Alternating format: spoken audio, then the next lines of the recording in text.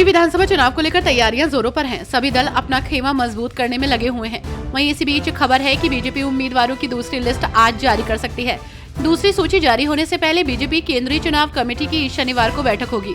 इस बैठक में पार्टी के राष्ट्रीय अध्यक्ष जेपी नड्डा और केंद्रीय गृह मंत्री अमित शाह भी शामिल होंगे। जनसुराज पार्टी के सूत्रधार प्रशांत किशोर ने बिहार लोक सेवा आयोग पर गंभीर आरोप लगाए हैं। इसके बाद बिहार लोक सेवा आयोग के वकील ने प्रशांत किशोर को लीगल नोटिस भेजा है, जिसमें उनसे आरोपों पर जवाब मांगा गया है। प्रशांत किशोर ने आरोप लगाया कि बीपीएससी के पदाधिकारियों के दलाल और शिक्षा माफिया एक पोस्ट के लिए 30 लाख से 1.5 करोड़ रुपए तक ले रहे हैं। बिहार विधानसभा चुनाव में अभी भले ही समय हो, लेकिन नेताओं के आरोप प्रत्यारोप का सिलसिला शुरू हो गया है। वहीं इसी बीच आरएलएम के राष्ट्रीय अध्यक्ष उपेंद्र कुशवाहा ने आरजेडी नेता तेजस्वी यादव के बयान पर पलटवार किया। उन्होंने कहा कि तेजस्वी यादव और उनके परिवार का पूरा इतिहास भ्रष्टाचार से भरा हुआ है।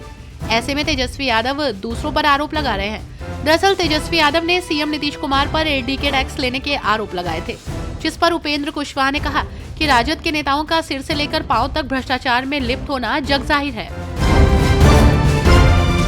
लुधियाना पश्चिम से आम आदमी पार्टी के विधायक गुरप्रीत गोगी की गोली लगने से मौत हो गई। डीएमसी अस्पताल में उन्होंने आखिरी सांस ली। डॉक्टरों ने विधायक गोगी को बचाने की लाख कोशिश की, मगर वे नाकाम रहे।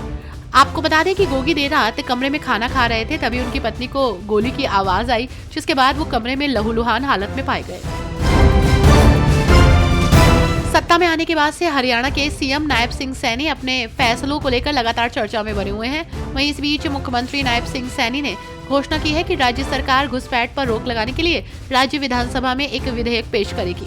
उन्होंने कहा कि प्रस्तावित विधेयक आगामी बजट सत्र में पेश किया जाएगा।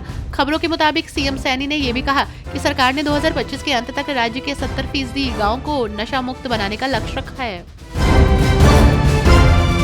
संविधान गौरव अभियान पर बोलते हुए सीएम मोहन यादव ने कहा कि जन जागरूकता बढ़ाने के लिए संविधान के संबंध में अलग अलग चर्चाएं और भाषण होंगे। उन्होंने आगे कहा, 2015 से पीएम मोदी ने संविधान दिवस मनाने की परंपरा शुरू की। मुझे खुशी है कि भाजपा 11 से 25 जनवरी तक गौरव संविधान दिवस भी मनाएगी। जन जागरूकता बढ़ाने के लिए संविधान के संबंध में विभिन्न चर्चाएं और भाषण होंगे। मैं इसके लिए पीएम मोदी और बीजेपी अध्यक्ष जेपी नड्डा को बधाई देता हूँ।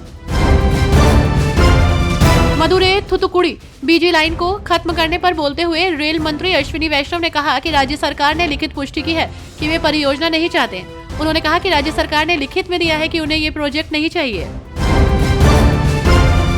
आम आदमी पार्टी के विधायक गुरप्रीत गोगी के निधन पर राजनीतिक नेताओं ने शोक व्यक्त किया है। पंजाब के मुख्यमंत्री भगवंत मान, आप प्रदेश अध्यक्ष अमन अरोड़ा और विधानसभा अध्यक्ष कुलतार सिंह सधवान ने गोगी के परिवार के प्रति संवेदना व्यक्त की है। गोगी का अंतिम संस्कार दोपहर 3 बजे होगा।